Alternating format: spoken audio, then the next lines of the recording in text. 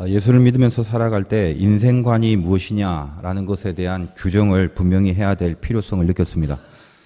너는 무엇으로 사느냐? 이런 만약 질문을 받는다면 그 질문에 대한 답을 갖고 있어야 되는데, 사도 바울의 고백에서 저도 개인적으로 배웠다시피 우리는 빚진 마음으로 살아가는 것, 이렇게 대답을 해야 우리가 신자된 자로서 무엇으로 사는가에 대한 그 질문에 대한 정확한 답이다라고 생각을 합니다.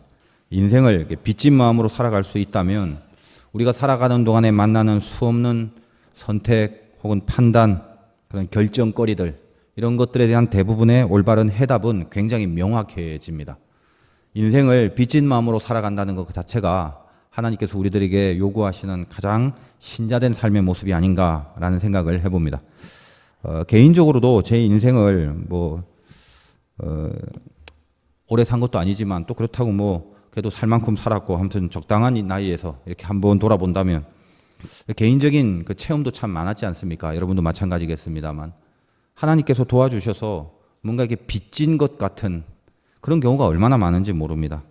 얼핏 생각나는 것만 해도 굵직굵직한 것도 몇 개가 있죠. 벌써 재작년 일입니까? 외국에 갔다가 죽다 살아난 경험도 하나님의 도우심이 없이는 그 목숨에 대한 빚을 제가 진 것이고, 또 얼핏 또 우리가 늘 잊혀지지 않은 우리나라 최대 참사인 삼풍백화점 그 붕괴 당시에도 그날 거기서 만날 약속을 하고 5시까지 맞춰서 한 4시 반쯤, 그때가 6월이었는데 걸어가고 있는데 갑자기 철떡같이 만날 약속을 했던 친구가 약속을 어기는 바람에 굉장히 화를 내고 제가 돌아왔는데, 그날 한 5시 한 반쯤 삼풍백화점이 무너진 그런 사건을 보면서 어떤 전율을 느꼈을 때도 있었고, 군목 시절에는 새벽에 그 영동고속도로를 지나면서 부대로 이제 새벽 기도를 하러 오는데 갑자기 갓길에 세워둔 그런 컨테이너가 도로 쪽으로 쑥 튀어나왔을 때 제 속으로 핸들을 틀라는 큰 음성을 듣고 그것에 반응하여 사고를 면하게 되고, 제 뒤에 오는 차가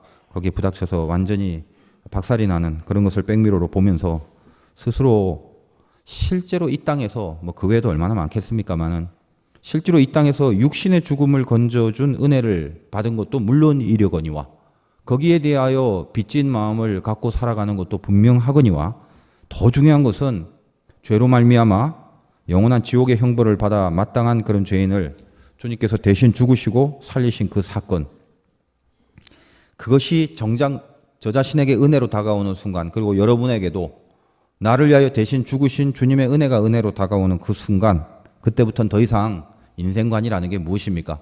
더 이상 이제는 내가 사는 것이 아니라 내 안에 주님이 나를 살리시고 주님이 사시는 것이구나 라는 생각을 하는 그 깨달음이 생기기 마련이라는 것입니다. 주님의 은혜로만 사는 것이 인생이다라는 걸 절실히 깨닫는 것, 그게 신자의 인생관이라는 거죠. 조용히 이 본문을 제가 묵상하면서 레위기, 민수기, 신명기 이쪽이 율법을 다루는 부분이라 사실 여러분들이 개인적으로 읽을 때는 굉장히 사실은 재미가 없고 어렵습니다. 어쩔 수 없습니다. 특히 레위기와 민수기 편이 더 그렇고요. 그러나 이 말씀이 우리에게 주어진 이유는 오늘날 이 말씀을 통해서 하나님이 우리들에게 어떤 요구하시는 메시지가 분명히 있을 것 아닙니까? 그래서 계속 보고 또 기도하고 또 우리에게 어떻게 적용해야 될까, 하나님의 말씀이 뭔가고 골똘히 바라보는데, 이 본문을 통해서 제 마음속에 절실히 다가온 마음은 그거밖에 없었습니다. 빚진 인생이구나. 인생이라는 게 빚진 거구나. 나는 빚진 마음으로 평생을 살아야 되는구나. 이런 감동이 오더라는 것입니다. 제가 목회를 한답시고 있지만 제가 목회를 하는 것이 무슨 여기 앉아있는 여러분들보다 신앙이 좋고 실력이 좋고 이런 건 절대 아니죠. 그건 틀림없습니다. 틀림없지만 그래도 이 모든 이 목회 일체의 내용도 사실은 하나님이 저의 뭘 보고 하라, 너의 뭘 붙잡고 그걸 해야 되나, 이렇게 말씀하신다면 하나밖에 없는 거 아니겠습니까? 빚진 마음이죠. 빚진 마음. 평생 갚아도 갚을 길 없는 은혜고, 그 은혜의 빚을 지고 사는 것이라는 걸 알기 때문에 평생 갚지 못하겠지만 죽는 날까지 그래도 이 빚진 마음을 갖고 감사하면서 살고, 또 주께서 주신 일을 맡아 감당해야 되는 것이 분명하고, 그것이 인생이라는 게 명확해질 뿐입니다. 빚진 마음을 절대로 잊지 말자라는 거죠. 죽어야 될 내가 주님 때문에 살 수 있게 됐다라는 거, 그것을 정말 믿는다면, 그 은혜가 정말 있다면, 그래서 나는 하나님이 살려주신 인생이기에, 오늘 말씀의 제목처럼, 그래서 빚진 마음을 갖고 있는 게 틀림없다면, 그렇다면 그때부터는 내가 예를 들면 이 세상에 살아가면서 여러 사람을 만날 것인데 그 사람을 대할 때 어떤 마음가짐이 있어야 되는가? 비록 그 사람이 원수와 같은 사람일지라도 내가 어떤 마음으로 그 사람을 바라봐야 되는지 그거를 알게 되고 어떻게 해야 되는가에 대한 해법이 명확하게 생기게 된다는 것입니다. 혹은 사람이 아니라 어떤 일을 만날 때도 내가 그 일과 맞닥뜨렸을 때 어떤 일이든지 내가 거기에 대해서 내 인간적인 욕심을 낼 자격이 나에게는 없다라는 것을 알게 되는 것이고, 내가 만약에 인생을 내 이익이나 내 욕심을 위해서만 혈안이 되고 있다면 그것은 절대로 마땅한 신자의 삶이 아니다라는 것을 즉시 알게 된다는 것입니다. 억울할 일이 생길 것 같아도 나는 억울할 일이 없으며 억울해질 이유가 없고, 누가 나를 헐뜯는다고 해도 그것이 나를 분노하게 할 일이 아니라는 것을 알게 되는 거죠. 그것이 바보 같고 모자라서가 아니라, 아니면 마음이 유약하고 성깔이 없어서가 아니라, 나는 하나님이 살려주신 인생이고 평생을 빚진 마음으로 살겠다라는 그것만 서 있다면 모든 것을 주님의 뜻대로 극복하며 마음을 정리할 수 있는 능력이 생긴다라는 것입니다. 우리가 성경에서 말하는 영적 레위인 아니겠습니까? 영적 레위인이라면 도대체 어떤 자리에 있던 자들을 하나님은 당신의 성막 옆에 붙어서 시중들게 했는가? 그들에게 뭘 바라고 계신지, 그리고 그들과 같은 오늘날의 우리의 영적 레위인들을 하나님은 어떤 사람으로 여기고 있는지 그걸 알아야 된다라는 것입니다. 오늘 예배 가운데 우리가 누군지 하나만 알고 간다면 말씀 제목처럼 우린 빚진 자며 하나님이 살려주신 인생, 다시 말해서 하나님이 덤으로 주신 생명, 그거 붙잡고 살아간다는 것입니다. 오늘 이 중에 예배에 나오신 분 중에는 이제 기독교 교회에서 예배라는 걸 드리니까 뭐 초신자도 있겠고, 아니면 뭐 신앙적으로 무르익지 않은 분들도 뭐 어쨌든 어딘가에 좀 앉아 있을 수도 있지 않겠습니까? 그럼 무슨 생각을 하고 앉아 계시냐 하면, 어쨌든 교회라는 곳은 가서 목사님이 좋은 연설을 하는 곳이니까 가서 연설 잘하나 못하나 들어보고, 그래서 그 인생에 뭔가 좀 도움이 될 만한 혹은 새 힘을 얻을 만한 그런 좋은 연설을 기대하고 앉아 있는 분도 있을 것입니다. 그래서 실제로 여기 나와 있는 것이 어떤 이 삶의 새 힘과 용기를 얻으려고 그렇게 귀를 기울이고 앉아 목사님을 통하여 들리는 좋은 연설에 한번 감동을 받으려는 마음으로 그런 기대를 하고 앉아 있는 분도 있을지 모르겠습니다. 그런데 말씀드리는 것은 하나님의 면전에 서 있는 이 예배의 설교는 연설이 아니라 복음이라는 것입니다.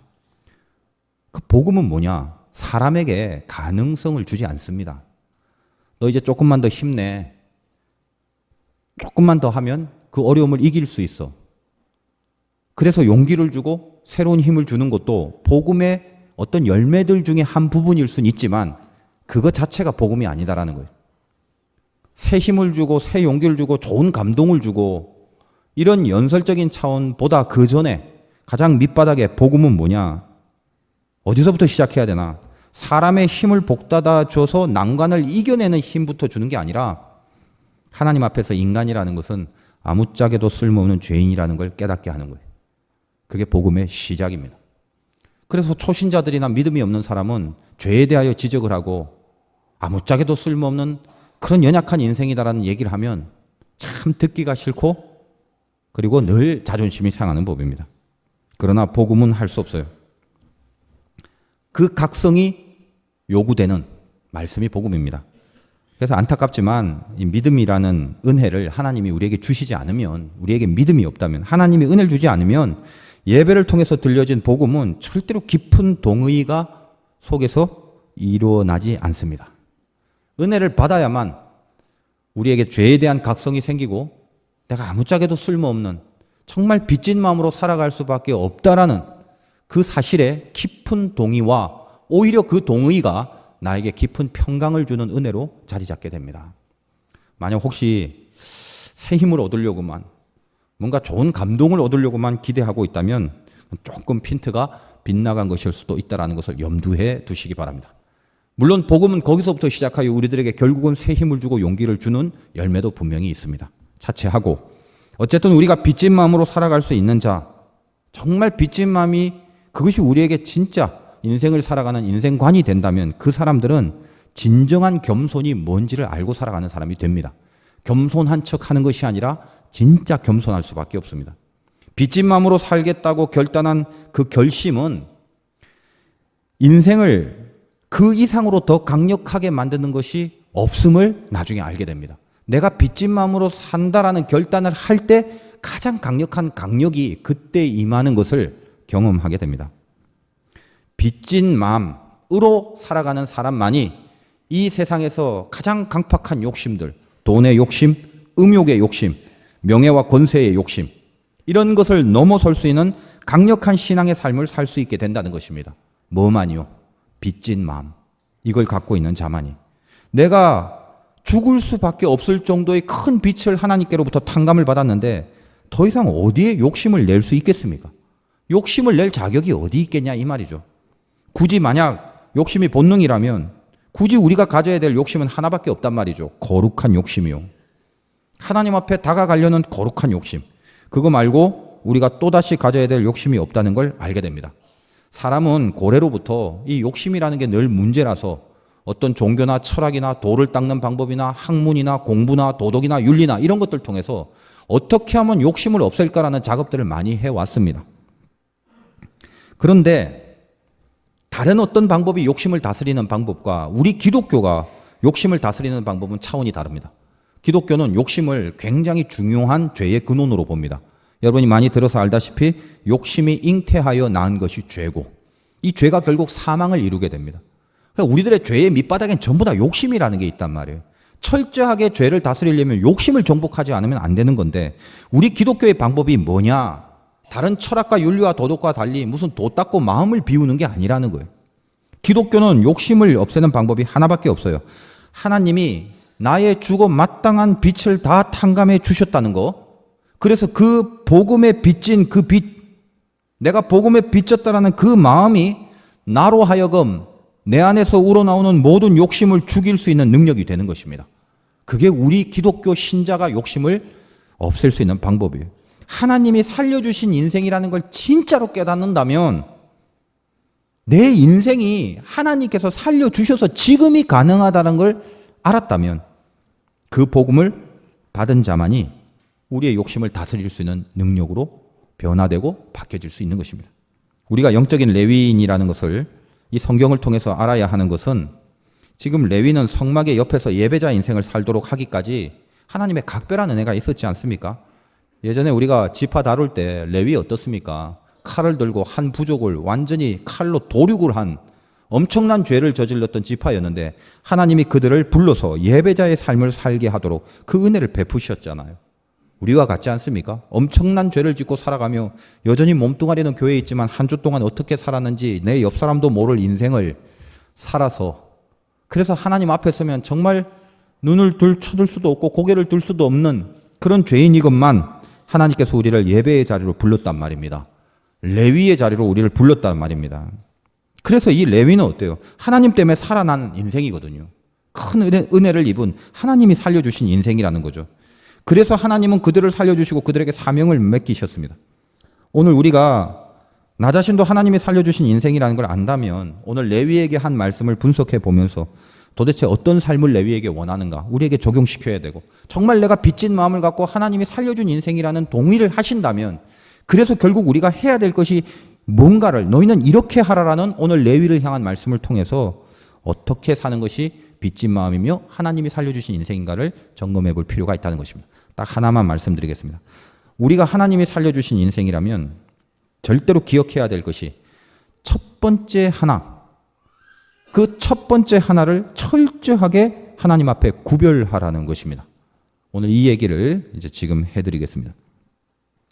지금 오늘 3장 40절부터 51절까지 읽었지만 39절의 말씀을 보면 모세와 아론이 여호와의 명령을 따라 레위인을 각 족종대로 계속하는데 1개월 이상 된 남자 22,000명.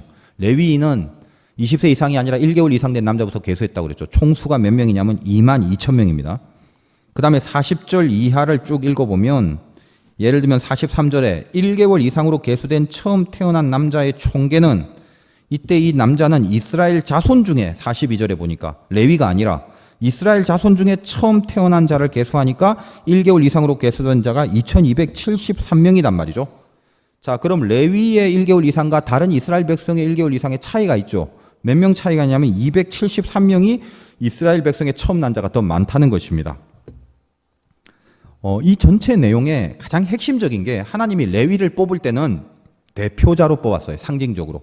이스라엘 전체가 내 건데 그 전체가 다 성막을 시중둘 수 없으니까 너희는 전체가 성막과 함께 예배자의 삶이고 제사장의 나라인 건 분명하지만 현실은 맨날 그렇게 할 수는 없으니까 그게 진짜인데 그거를 상징화시키기 위하여 레위만 뽑아내서 레위에게 그 일을 시킨 거란 말이에요. 그러니까 이 상징성이라는 게 굉장히 중요한 거죠. 오늘 레위가 이스라엘 백성 전체를 상징하는 그런 사람으로 계수를 했는데 22,000명과 22,273명이니까 273명에 대해서는 거기에 해당되는 레위가 없단 말이죠. 계산해 보니까.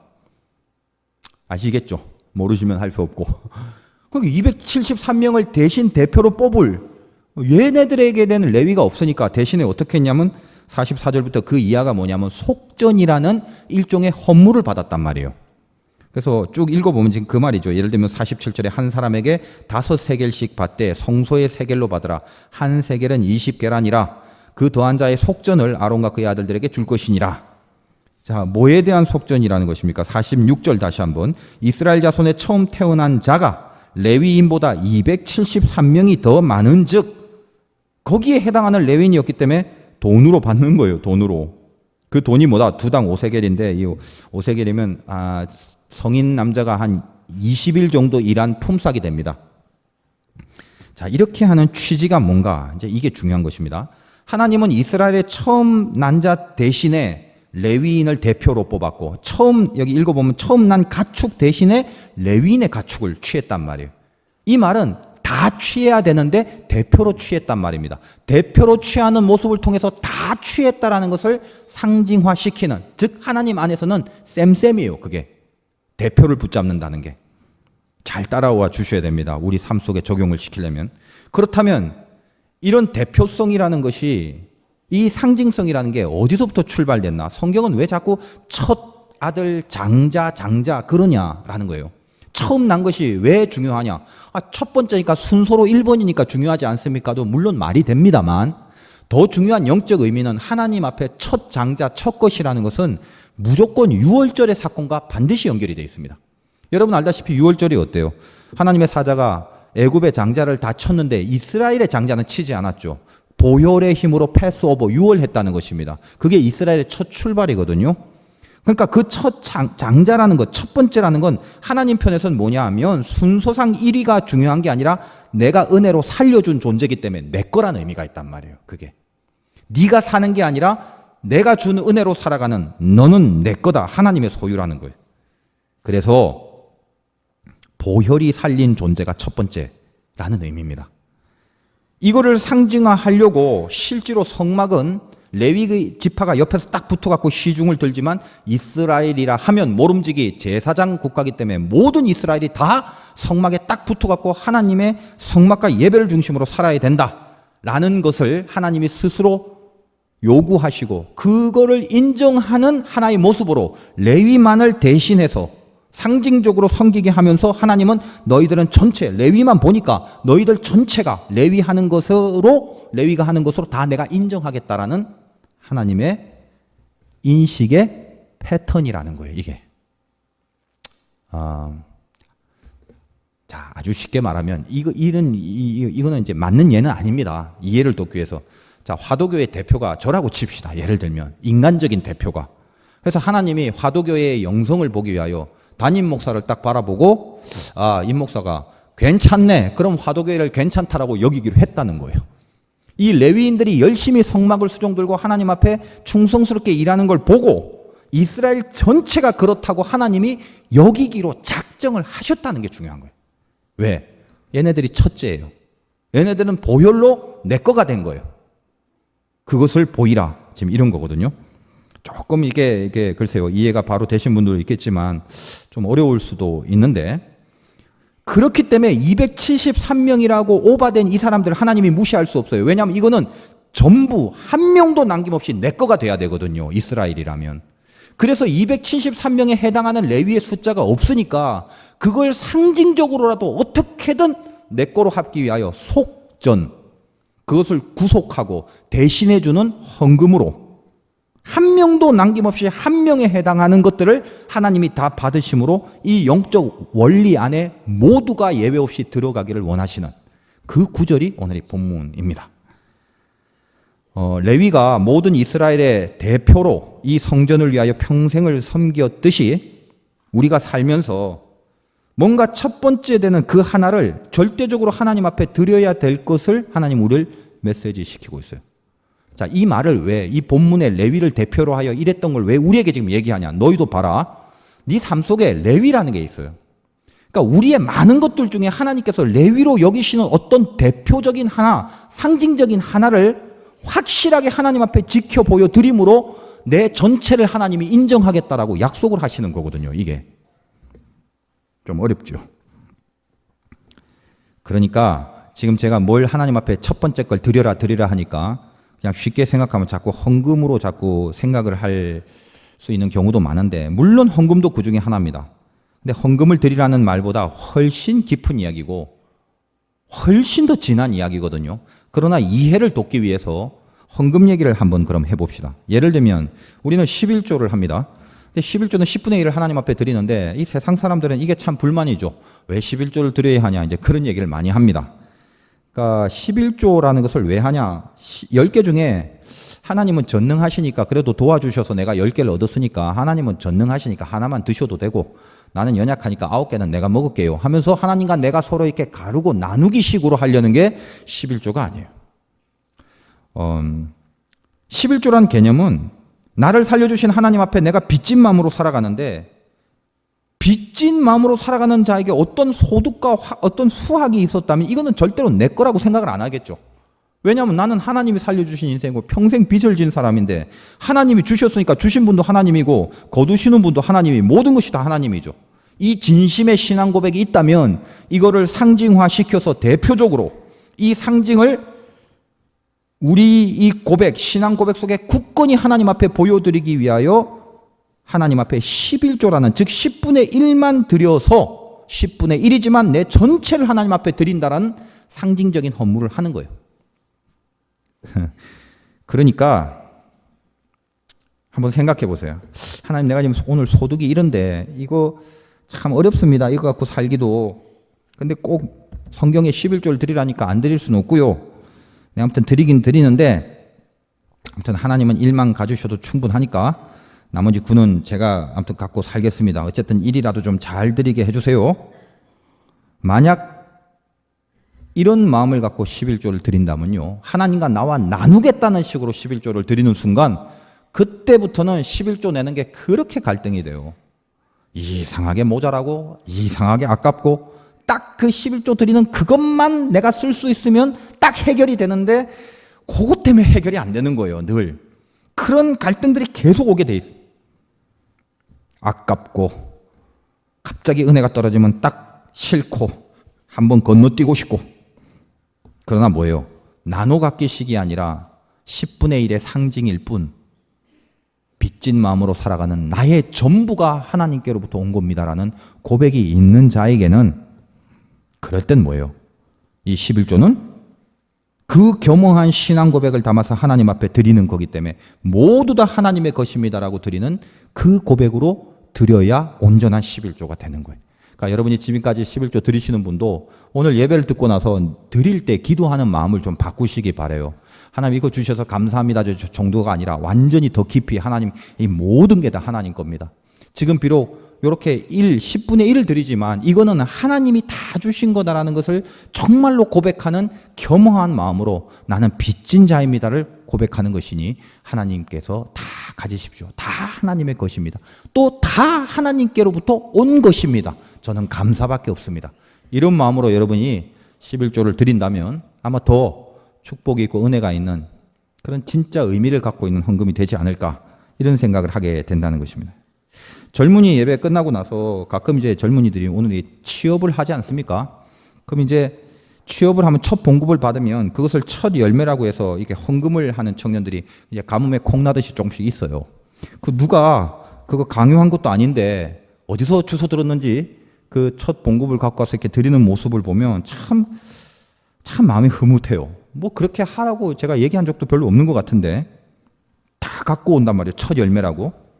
그러면 이런 이야기를 하면 믿음의 선진들이나 부모님께로부터 이제 들은 그런 권면이겠죠. 어쨌든 그 결단을 하게 된 기까지 얼마나 그게 감사하고 귀합니까?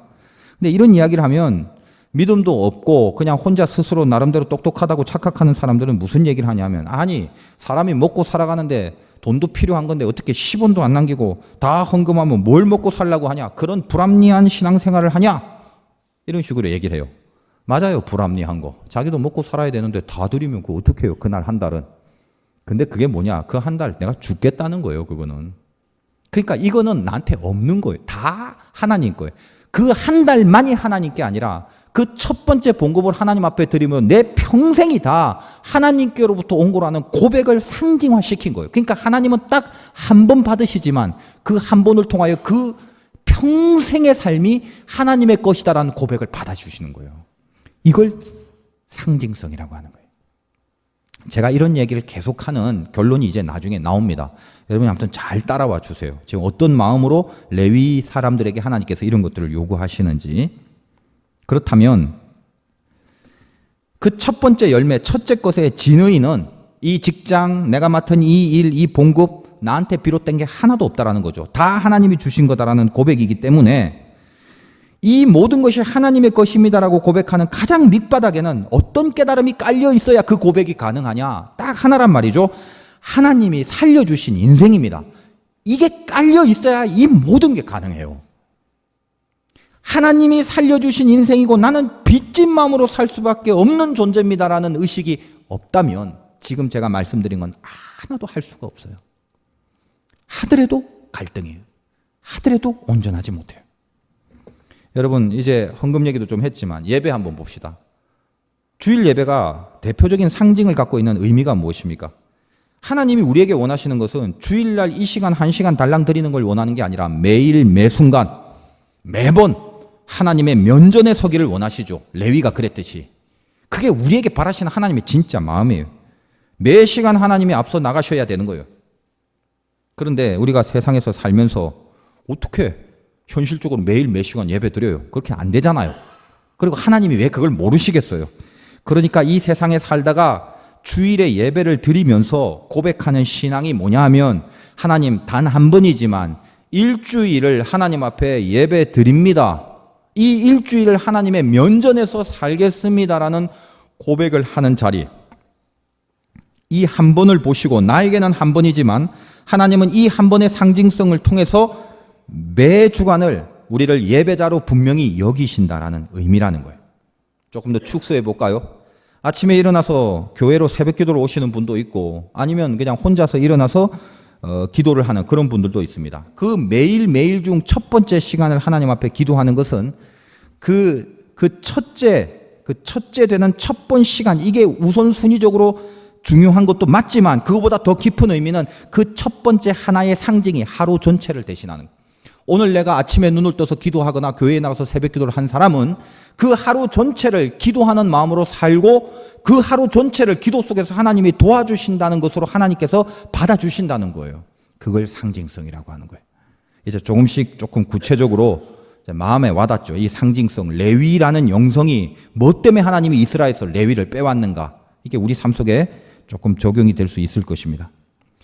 이런 이야기들 뭐 처음 듣는 건 아니겠지만 여러분이 이게 간헐적으로 많이 들었을 것입니다. 첫 번째, 첫 열매, 어떤 상징, 대표 이런 거. 근데 중요한 건 이제 무엇입니까? 이 상징적인 의미를 알았다면, 이것이 하나님의 속성이라면, 그 상징을 통하여 전체를 인정하시는 하나님의 속성을 배웠다면 우리 삶 속에서 어떻게 적용시키는가에 대한 영감, 거기에 대한 인사이트가 있기 바랍니다. 여러분이 믿음의 삶을 살면서 영적인 첫 열매를 드리고 있는가, 그거 보란 말이죠. 상징적인 것을 하나님 앞에 드리고 있는가 이거요. 뭐 첫 월급, 11조 이런 차원이 아니라 영적인 분야에서 훨씬 더 깊은 것, 뭐 그 모든 것도 포함되지만 처음 기도, 처음 헌금, 처음 사역, 처음 봉사, 이런 것들이 그 첫 번째 걸로 끝나는 것이 아니라 전체 평생 그러해야 한다라는 거. 평생 그래야 되는데 현실적으로는 그렇게는 안 되니까 그 마음의 중심과 진심을 보시는 하나님이 그 첫 번째 거, 그 한 번을 통하여 모든 것을 온전하게 지키고 있다라고 봐주시겠다라는 거거든요. 자, 이제 여러분 삶 속에 구체적으로 적용해 봅시다. 이 흐름을 아셨다면. 여러분 가만히 한번 생각해 보세요. 지금 여러분들 안에서 뭐가 가장 엉망이 되어버린 것 같습니까? 복잡한 기계를 보면 아무것도 아닌 나사 하나가 풀어진 그 부분이 있어도 그 고장난 그것만 고장이 나지 않더라고요. 모든 기계는 유기적인 관계가 있고 인간도 마찬가지입니다. 영과 혼과 육신, 껍데기가 있기 때문에 이 땅에 살아가는 순간 서로 다 이렇게 네트워킹이 돼 있거든요. 그러므로 어떤 하나가 고장나면 그걸로 고장나는 게 아니에요. 영향이 다 있단 말이에요. 덩달아서 다른 것들이 조금씩 다 무너지게 된다는 걸 알 수 있어요. 여러분 자동차도 몰아봅니다만 예를 들면 체크 엔진에 불이 들어왔다고 칩시다. 엔진이 약간 이상한 거죠. 근데 엔진이 이상하다고 해서 엔진 자체가 불이 타거나 엔진이 어떻지 않아요. 갑자기 가다 보면 막 차가 부르르 떨릴 때가 있고요. 브레이크도 잘 안 될 때가 있고 주행 자체가 막 퍽퍽 걸릴 때가 있고 모든 것들이 다 연관되면서 유기적으로 덩달아 무너지는 것을 경험하게 됩니다. 여러 가지 것들이 다 그래요. 우리 영적인 것도 마찬가지예요.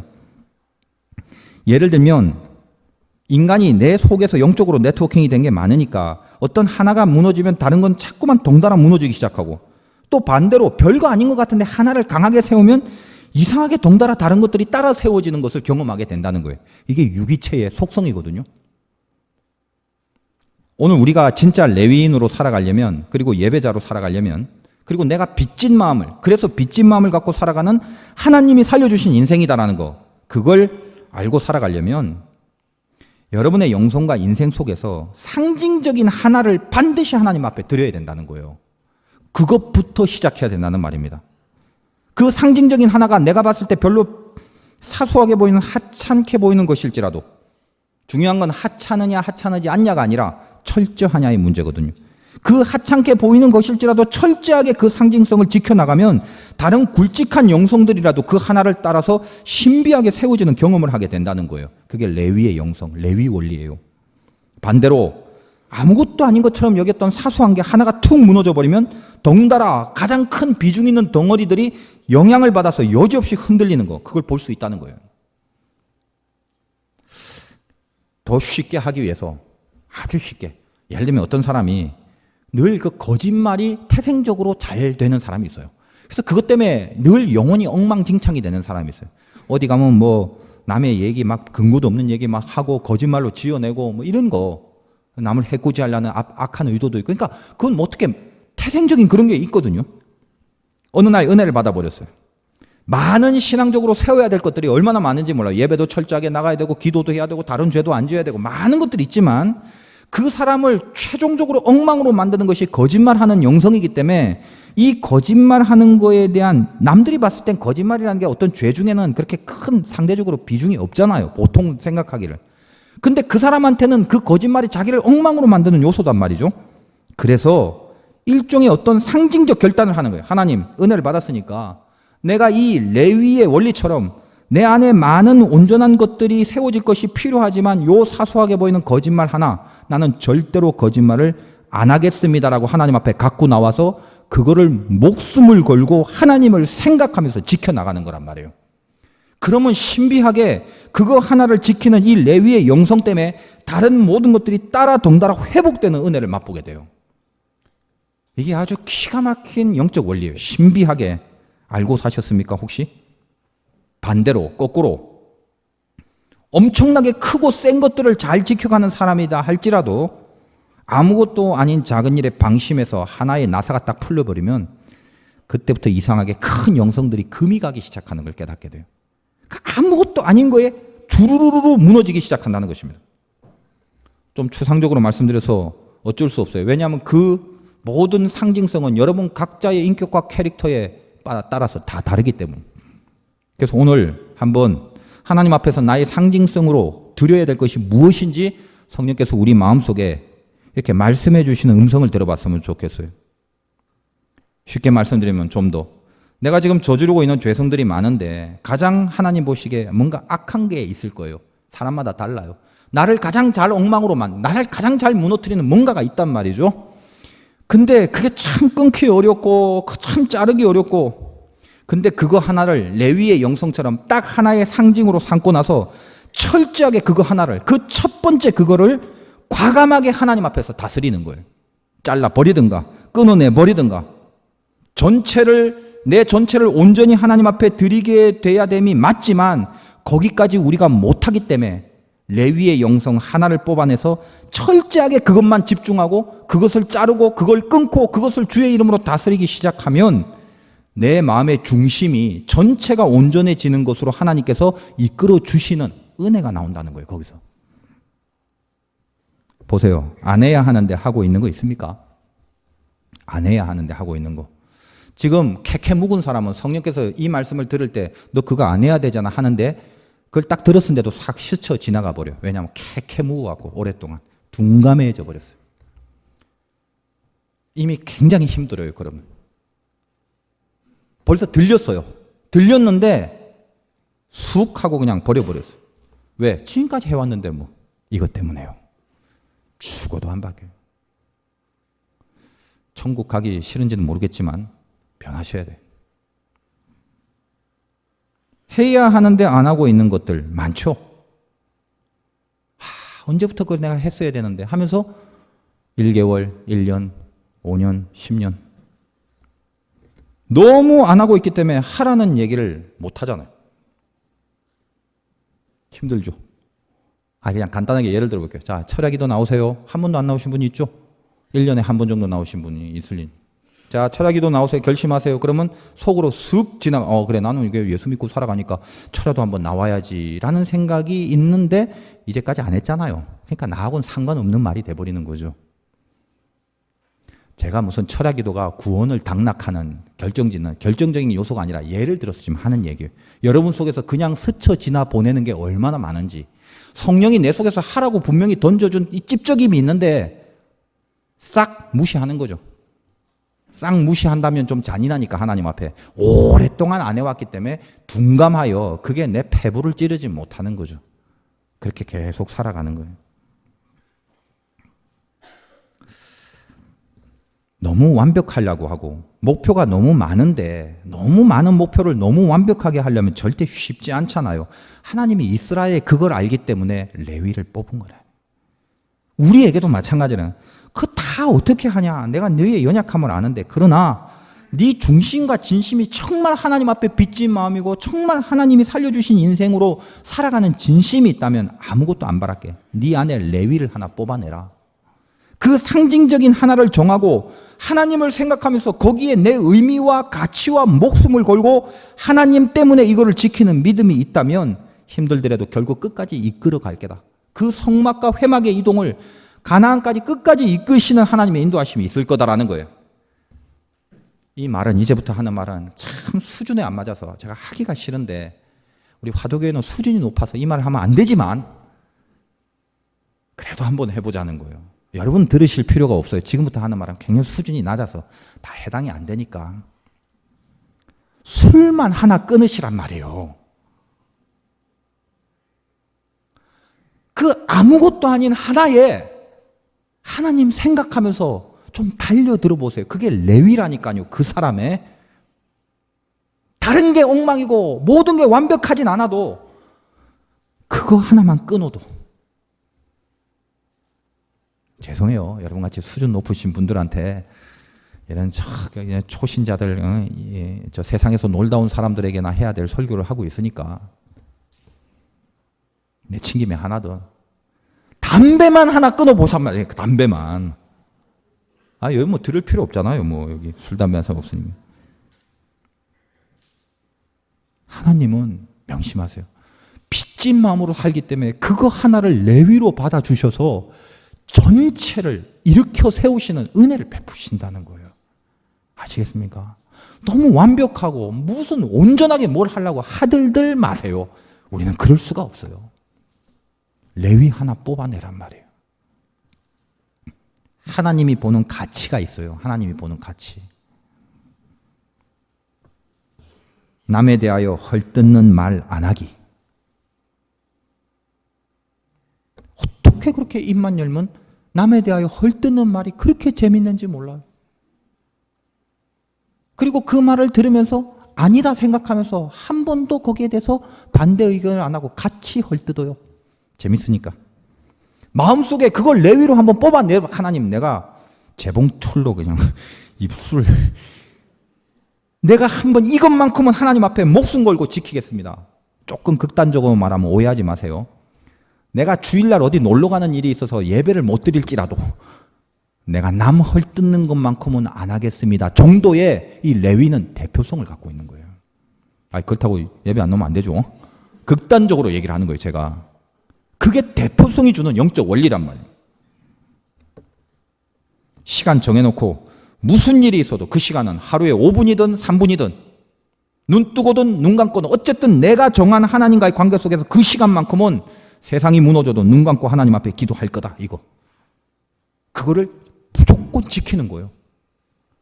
얼마나 다른 영적으로 해야 될 것들이 많아요. 근데 레위가 말하는 대표성이라는 거 이해하시죠, 이제? 그걸 하나님께서 받아주신다는 거. 뭘로? 전체를 회복시키는 은혜의 조건으로 받아주신다는 거예요. 그게 레위란 말이에요. 많은 얘기 할까요? 영적 레위의 모습들 끄집어낼 거, 대표성을 가져야 될 거 얼마나 많은지 아세요? 시어머니 미워 안 하기, 며느리 욕 안 하기, 남편 안 미워하기, 아내 안 미워하기. 이것만큼은 내가 이런 식으로. 여러분에게 레위가 뭔지 한번 물어보세요. 나를 엉망으로 만드는 기가 막힌 한 포인트가 있단 말이에요. 그걸 하나님 앞에 드려야 돼요. 그거를 하나님 앞에 다스림을 받아야 된다는 거예요. 성경 하루에 한 절만 외우기 이런 거 안 하셨잖아요. 하기도 싫으시잖아요. 그리고 안 되잖아요. 나이 드실수록. 여러분 그 치매 예방에 제일 좋은 게 뭐냐? 제가 그 의사한테 물어봤어요. 정신과 의사한테. 그랬더니 버스 타고 가고 차 타고 가다가 하다못해 길거리에 간판이라도 외우래요. 그냥 지나가는 뭐 굽네 치킨 무슨 뭐 카페 베네 이러면서. 그게 치매 예방의 특허래요. 특허. 아니 세상에 쓸모없는 간판도 외우는 게 약인데 그 성경 그거 외우는 거 얼마나 좋아요. 이것도 저것도 못하겠다 싶으면 밥 먹을 때 하는 식사기도 시간 조금 더 늘리기라도 하시란 말이에요. 나에게 뽑아낼 레위를 하나 목표로 하여 자기를 엉망으로 만들어 부분은 어떤 부분, 뭔가 그 부분을 하나님 앞에 탁 갖고 나와서 레위로 선택받을 그 하나, 그 첫 번째 그 하나, 그걸 온전히 철저하게 하나님 앞에 드려보시라는 거예요. 다 살아나는 거예요. 여러분이 안 해보셔서 그렇지 거기 목숨 걸면 다 살아납니다. 제가 이제 다음 주 주일 예배 마치고 다음 주 한 주간 동안 우리 교회에서 이제 컨페션 처치라고 캄보디아 교회를 돕지 않습니까? 이제 그 교회에 가고 그 현지 목회자들에 대한 세미나도 있고 제가 그 컨페션 현지 교회에 가서 거기 이제 선교 사역도 보면서 목사님 만나서 이렇게 그 교회 집회도 하고 그럴 건데 그 소쿤타이 목사님이란 현지인 목사님이 계세요. 그 캄보디아라는 곳은 교인들이 와서 이렇게 뭐 헌금을 하는 게 생산적인 교인들이 없어요. 고아 20명을 데리고 와서 시작한 교회인데 그 이게 돈이 없다 보니까 그 사모님이 단추 같은 걸 만들어 갖고 그걸 이제 팔아서 그 주변에 오는 그 애들 도시락 밥 먹이고 이제 그런 거거든요. 제가 뭐 이런 말씀 좀 하긴 좀 애매합니다만 그 교회가 워낙 좋은 사역을 하고 있고 그러니까 사람들이 계속 모이고 그러다 보니까 이렇게 선교사를 통하여 이렇게 지원을 하는데 직접 지원을 하지 않고 그 캄보디아에 있는 어떤 선교사를 통해서 이제 지원을 했는데 제가 개인적으로도 그렇고 저 또 개인 모임 중에 옛날부터 지원했던 그런 데가 있어요. 나중에 보니까 그 지원이 제대로 이제 연결이 안 된 것을 이제 발견하게 되고 제가 마음에 굉장히 속이 상했어요. 근데 그 교회를 처음 제가 이제 발견하게 된 그 계기가 제 친구를 통해서인데, 그러니까 이 한국 선교 지금 얘기하자면 너무 길어서 지금 생략합니다만 항상 모든 선교는 핵심이 그 현지의 영적인 리더를 빨리 키워야 되는 게 제일 중요하거든요. 근데 그걸 안 하려고 하면 안 되는 거예요. 그러니까 우리나라가 이렇게 교회가 부흥한 이유도 미국에서 선교사들이 왔을 때 우리 현지 아주 그 유능하고 신앙 좋은 그런 영적 지도자를 많이 세웠어요. 이게 핵심이었거든요.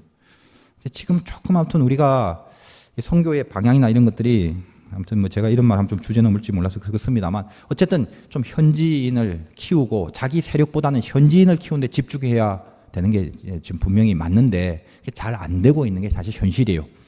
그러니까 어떤 세력을 잡고 현지인들을 뭔가 이렇게 자기 안에 이렇게 두려고 하는 것 때문에 더 이상 크지 못하는 거죠.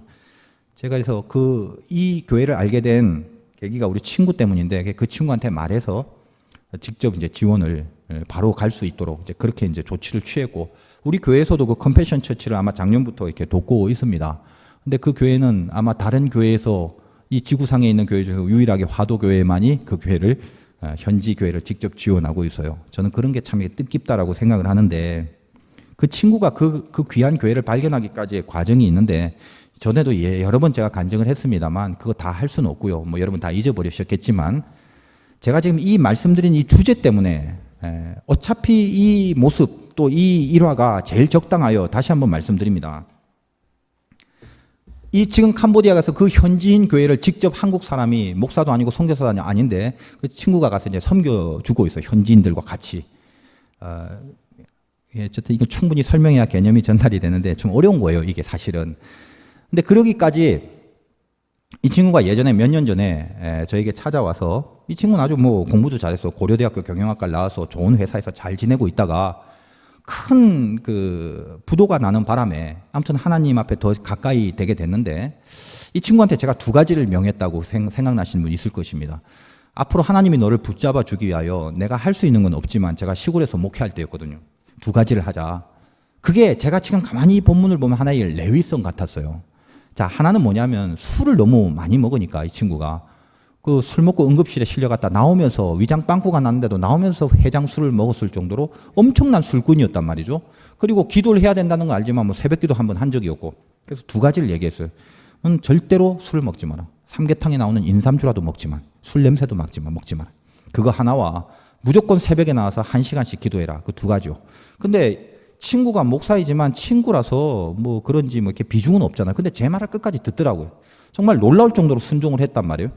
중요한 거는 어느 정도 순종을 하냐면 술을 안 마시기 위해서 자기가 사람을 만나서 계약을 해야 되는 일을 함에도 불구하고 모든 인간관계, 술 먹는 인간관계를 끊고 동창회를 나가지도 않고 그 술래 모임이 있다면 자기는 무조건 이렇게 오는 거예요. 그러니까 그거는 망할 각오를 하고 오는 거죠. 거기 가서 계약 안 하겠다는 거죠. 새벽 기도를 한참 해도 여러 번 전화가 왔어요. 이 목사 아무리 기도를 해도 눈 떠보면 1시간 지난 줄 알았더니 10분밖에 안 지났다. 그런 기도를 해요. 괜찮다. 졸더라도 1시간은 무조건 챙겨라. 네 몸이 익숙하지 않아서 그런 거니까 습관이 될 때까지 시간이 필요하다. 근데 이것을 정말 공같이 너무 잘 지키는 거예요. 제가 감동이 될 정도. 이 친구를 해서 기도를 많이 했어요. 그러니까 얘기하자면 기니까 다 생략하고 제 초점은 뭐냐면요. 이 친구가 무슨 논리력이 있다거나 지금 이도 별로 안 좋아갖고 굉장히 힘든데 지금도 하나님의 은혜 가운데 또 공짜로 치료를 받게 됐거든요. 뭐 그 간증까지는 다 할 수는 없고. 근데 이 친구가 정말 신비한 일이 하나 있어요. 그 발음도 제대로 잘 안 되고 논리가 뭐 그렇게 신학 공부를 한 것도 아닌데도 불구하고 이 두 가지의 레위성을 하나님 앞에 보이기 시작하면서 나타나는 현상이 이 친구가 만나는 자마다 예수를 믿게 되는 거예요. 이게 저는 참 충격이었어요.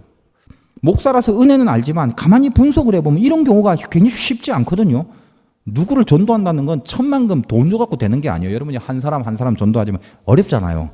그죠? 그러니까 여러분 너무 부담 갖지 말고 기도만 철저히 하시고 결과는 하나님 앞에 맡기세요. 그러나 반드시 동참은 하십시오. 만나기만 하면 눈물을 흘려요. 이 친구와 만나는 사람이. 뭐 감동적인 설교를 한 것도 아니고 그냥 자기 얘기하는 거예요. 나 술 안 마시고 새벽에 기도하면서 우리 친구가 목사인데 하라는 거 그냥 지키고 있다. 이 말에 다 눈물을 흘려버리는 거예요. 그리고 이 친구를 만나는 사람마다 늘 예외 없이 교회를 가게 되고 너무 기가 막힌 역사죠. 앙코르와트라는 5,000년 된 사원 캄보디아에 그 주변은 교회는커녕 건물조차도 들어설 수 없이 유네스코로 막아놓은 부분인데 이 친구가 가서 2km 반경에 있는 오토탱이라는 마을에 교회를 하나 세웠어요. 우리 그때 그 모임 개인적인 모임이 몇 명 있었는데 뭐 그 얘기도 너무 깁니다만 감리교 교단 전체가 떠도 될 수 없는데요. 그 지역 자체가. 근데 그때 이상하게 그 훈센 수상 밑에 신랑의원이라는 사람과 그 당시 그 현장에서 목격이 되는 바람에 허락을 받고 정말 있을 수 없는 교회가 하나 세워진 거예요. 그래서 우리 그때 이름 다 빼고 디아코니아라는 우리 모임의 이름만 딱 집어넣자. 절대 자기 이름 내지 않고. 이런 일들을 이 친구가 해나가는데 너무 신기한 거예요. 뭐 얘기하자면 끝도 없어요. 지금 그 현지 교회에서 그 현지인들을 그렇게 섬기면서 하는 삶을 쭉 바라보면서 제가 분석을 했단 말이죠. 도대체 하나님 이거 별거 아닌 것 같은데 예를 들면 우리 화두교회 성도님들 같으면 다 새벽기도 나오시고 술 한잔 안 하잖아요. 다 그렇게 이 친구처럼 똑같이 살아가는데 근데 이 친구는 보통 평범한 신자들이 하는 삶을 살았을 뿐이지 특별히 뭘 한 게 없는데 어떻게 하나님이 이렇게 신비하게 역사할까? 그러니까 제가 발견한 게 그래요. 적어도 그 친구에 해당하는 레위를 하나님께서 뽑아내신 거예요. 그를 엉망으로 만드는 뭐 하나에 그깟 술 하나 안 마신다는 이 아무것도 아닌 여기에 하나님이 그의 영광을 나타내려고 벼르고 계셨어요. 이 친구한테는. 이게 대표성, 이게 상징성이라는 거예요. 여러분 지금 엉망이라고 느끼고 있는데 그걸 그냥 내버려 두시면 안 돼요. 하나만 뽑아내서 하나님 앞에 필사적으로 이걸 다스려야 돼요. 그 하나만 다스리면 뒤로 따라오는 숱한 회복의 역사들이 얼마나 신비한지 모른단 말이에요. 말씀드리니까 쉬운 것 같죠. 하나만 하면 되는구나. 근데 그걸 못한단 말이에요. 전부 다. 그걸 못해서 다 망치고 있는 거예요.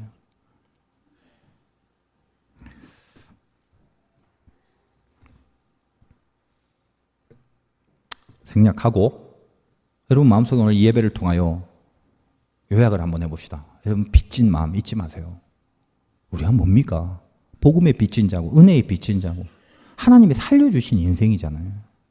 빚밖에 없어요. 빚밖에. 죽더라도 갚지 못할 이 빚. 이 빚 갚는 마음으로 감사하면서 살은 거예요. 어디서 대가를 바라고. 어디서 무슨 욕심을 내고 살겠어요. 지금 살고 있는 게 빚인데. 얼마나 감사해요. 이 빚진 마음으로 살아가는 자가 하나님이 살려주신 인생이라는 걸 아는 순간 상징적인 첫 번째 하나를 우리는 온전하지 않으니까 이 상징적인 첫 번째 하나를 하나님 앞에 갖고 와서 레위처럼 뽑아내. 이 레위를 하나님 앞에 한번 드려보세요. 하나님 이거 하나는 작사를 내게 해주세요.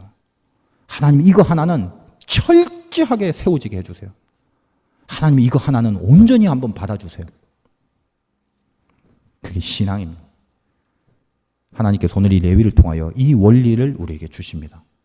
싸우실 수 있는 의욕이 생기시길 바라고 싸움이 뭔지를 아는 깨달음이 생기시길 바라고 한 주간 이 싸움에서 승리하시기를 주님의 이름으로 축원드립니다.